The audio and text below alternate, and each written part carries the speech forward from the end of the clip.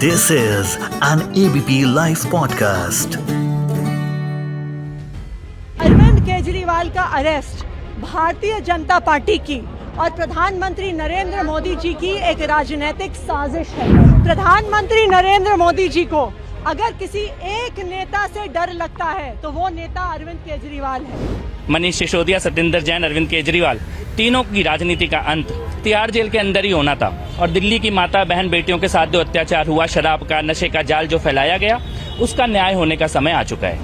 देश भर के लोगों को ये बताना चाहती हूँ कि भारतीय जनता पार्टी ने मेरे एक बहुत व्यक्तिगत करीबी व्यक्ति के माध्यम से मुझे भारतीय जनता पार्टी ज्वाइन करने के लिए अप्रोच किया। मुझे ये कहा गया कि या तो मैं भारतीय जनता पार्टी ज्वाइन कर लूं, अपना पॉलिटिकल करियर बचा लूं, अपना पॉलिटिकल करियर बढ़ा लूं, और अगर भारतीय जनता पार्टी नहीं ज्वाइन करी तो आने वाले 1 महीने में ईडी द्वारा मुझे गिरफ्तार कर लिया जाएगा। दिल्ली सरकार के मंत्री आतिशी मरलेना ने एक प्रेस कॉन्फ्रेंस में कहा कि मेरे बहुत व्यक्तिगत करीबी के माध्यम से मुझे भारतीय जनता पार्टी ज्वाइन करने के लिए अप्रोच किया गया। उन्होंने कहा कि मुझे ये कहा गया कि या तो मैं बीजेपी में शामिल हो जाऊं या अपना राजनीतिक करियर बचा लूं। उन्होंने कहा कि अगर भाजपा ज्वाइन नहीं करी तो आने वाले 1 महीने में मुझे अरेस्ट कर लिया जाएगा। इसके साथ ही आतिशी ने कहा कि अगले कुछ दिनों में आम आदमी पार्टी के कुछ और नेताओं को गिरफ्तार किया जा सकता है। और इस पर हमारे साथ इस वक्त बात करने के लिए एडवोकेट रंजीत गिरी जी हैं। सर, संवाद पर स्वागत है आपका। सबसे पहला सवाल यही, आतिशी की तरफ से जो भी एलिगेशंस लगाए गए हैं, आप कानूनी तौर पर इसको किस तरह से देखते हैं? देखिए, ये ईडी के चार्जशीट में पहले भी लोगों ने कहा था कि ईडी का जब स्टेटमेंट हुआ था तो इन दोनों का नाम आया था। विजय नायर ने कहा था आतिशी मरलेना और सौरभ भारद्वाज को रिपोर्टिंग करते थे, लेकिन ये कल जब रिमांड में जब कस्टडी में लेने की बात आई तो केजरीवाल ने स्टेटमेंट दिया था कि आतिशी मरलेना और सौरभ भारद्वाज को विजय नायर रिपोर्टिंग करते थे। जिनके ऊपर एलिगेशन है वो कल के बाद उन दोनों का नाम लेने से इन दोनों को जेल जाने और ईडी के द्वारा बुलावा आने के लिए, समन आने के लिए चांसेस बढ़ गए। अभी ईडी के ऊपर डिपेंड करता है कि इनके बातों को कितना अहम देते हैं, उसको लेकर के इन दोनों को बुलाया जा सकता है। मे भी पॉसिबल है कि इन दोनों को भी अरेस्टिंग हो सकती है। जब पूरी कैबिनेट ही अगर अंदर चली जाए तो कैसे सरकार चलेगी? सवाल उठ रहा है ये सर। नहीं, ये तो कानूनी मसला है ना। जहाँ लीगल मसला होता है, अगर उस मनी ट्रेल में और उन सारी चीजों में अगर इन लोग आते हैं तो करीब करीब सारे लोगों को जेल जाना पड़ेगा, क्योंकि ये आम आदमी का मसला है। सुप्रीम कोर्ट ने कहा था कि कोई व्यक्तिगत मसला नहीं है तो आम आदमी पार्टी को बनाए। जब पार्टी को बनाते हैं तो जिन लोगों की इसमें भूमिका होगी उन सब लोगों को जेल में जाना ही पड़ेगा।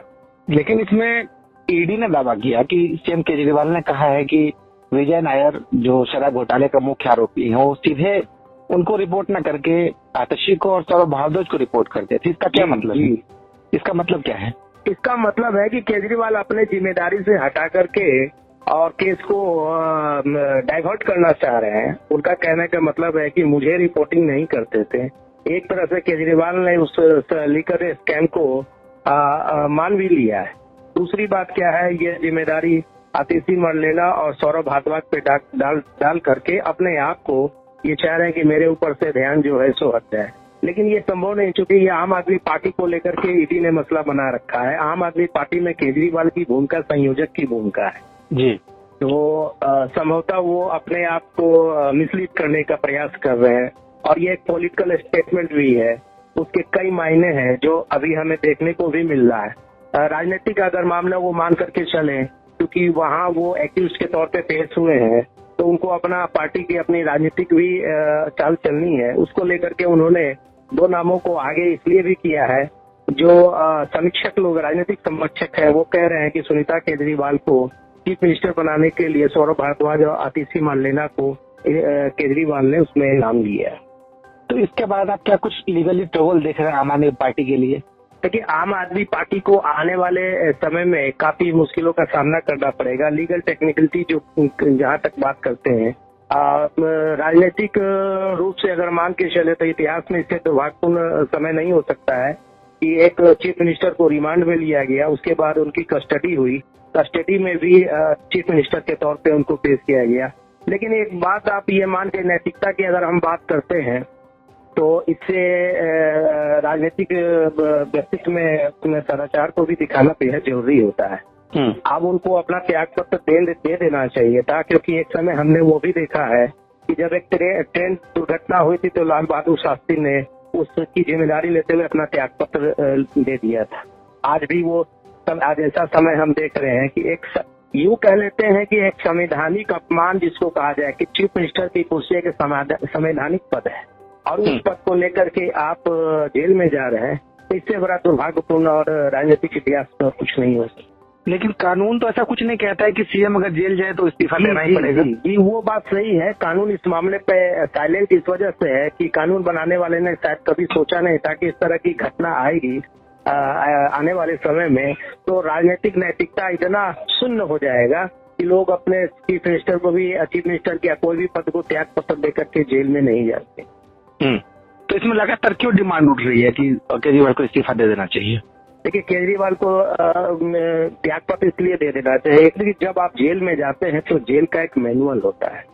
उस जेल मैनुअल के अंतर्गत बहुत सारे जो राइट होते हैं, सिर्फ वहाँ आपका एक ह्यूमन राइट ही बच जाता है, बाकी और सारे राइटों को बंद कर दिया जाता है, खत्म कर दिया जाता है, क्योंकि आप जेल में हैं। तो जेल मैनुअल के अंतर्गत आपको वो सारी प्रोसीजिंग को करना पड़ता है और आप एक चीफ मिनिस्टर के तौर पे रहने के बाद आपको बहुत सारी मसलों को हल करना पड़ता है, मीटिंग्स करने पड़ते हैं, बहुत सारे लोगों के साथ मुलाकात करना पड़ता है, जो कि जेल में संभव नहीं है। दूसरा, नैतिकता भी ये भी कहता है आप एक संवैधानिक पद पे हैं, आज जेल में हैं, तो संवैधानिक पद में आपको क्या कहेगा, चीफ मिनिस्टर जेल में है, तो ये किसी भी रूप में उचित नहीं है। लेकिन अभी तो ये सब सिर्फ एलिगेशन है ना सर। और दूसरा ये कि अगर मान लीजिए किसी भी सीएम को उठाकर अंदर कर दिया जाता है तो एलिगेशन के बिहाफ पर, तो कितने स्टेट के सीएम ऐसे इस्तीफा लिया जाएगा? फिर ये तो गलत परंपरा चल पड़ेगी। नहीं, गलत परंपरा हम कैसे कर सकते हैं? आम आदमी जो हमारे लोग हैं वो कहते हैं कि अगर कोई सरकारी पद पे रहता है उसके ऊपर अगर एलिगेशन ही सिर्फ लगता है तो उसे सस्पेंड कर दिया जाता है। जब तक उसका कन्विक्शन अप्रूव नहीं होता है तब तक उसको सस्पेंड में ही रखा जाता है। जब वो एक्विटल हो जाता है तब वो अपनी नौकरी पे आता है। और आप चीफ मिनिस्टर हो करके इतने बड़े संवैधानिक पद पे आपके एलिगेशन लगा है और वह एलिगेशन जिसमें अभी तक किसी को बेल भी नहीं मिली है।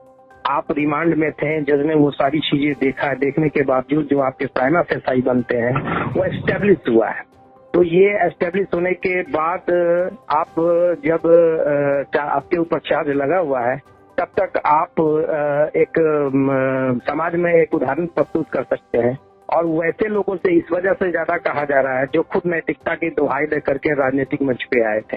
ये के ऊपर ये था जो जिन्होंने खुद ही कहा था कि अगर आपके ऊपर आरोप लगा तो आप पहले त्यागपत्र दो और उसके बाद वहां से मुक्त होकर के आओ और फिर अपने पद पे आओ।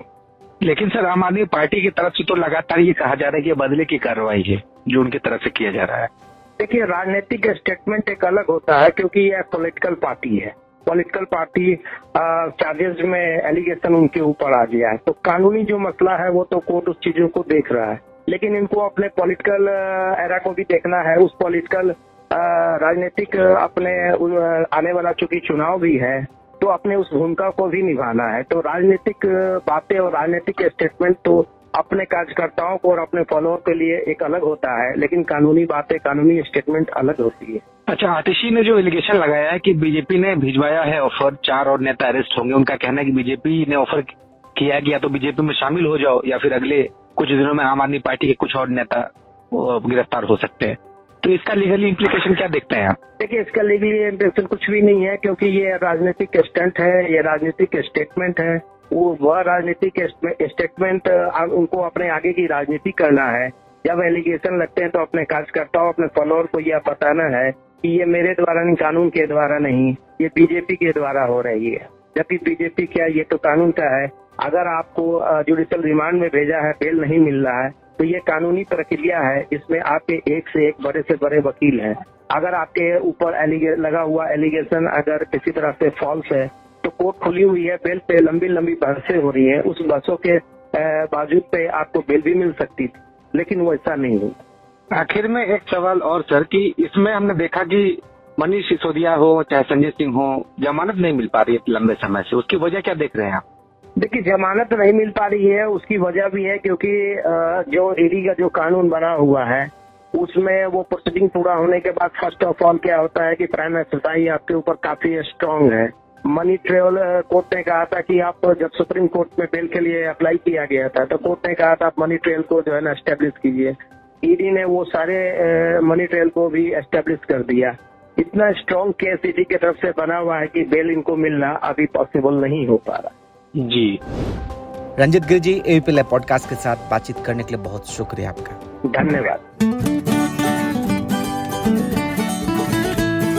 This is an ABP Live podcast.